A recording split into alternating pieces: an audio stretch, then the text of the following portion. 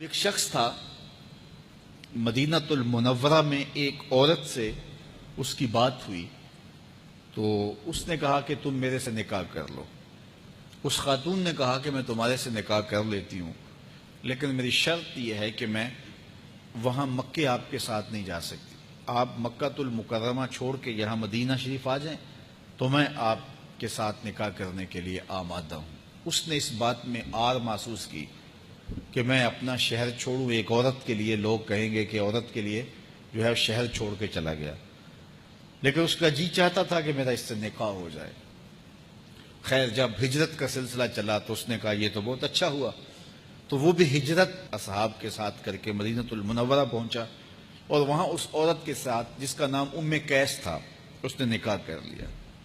تو آپ وہ حدیث سنتے ہیں، حضور نے یہ تب فرمایا تھا انما الاعمال بالنیات انما لکل امرئ ما نوی فمن كانت ہجرته للدنیا یصیبها او لامرأة ينکحها فہجرته الى ما ہاجر الیہ۔ فرمایا کہ اعمال کا دار و مدار نیتوں پہ ہے۔ جس نے اللہ اس کے رسول کے لیے ہجرت کی، اس کی ہجرت اللہ اور اس کے رسول کے لیے ہے۔ جس نے دنیا کے لیے کی، اس کی ہجرت دنیا کے لیے۔ جس نے کسی عورت کے لیے ہجرت کی، وہ اس سے نکاح کر لے گا۔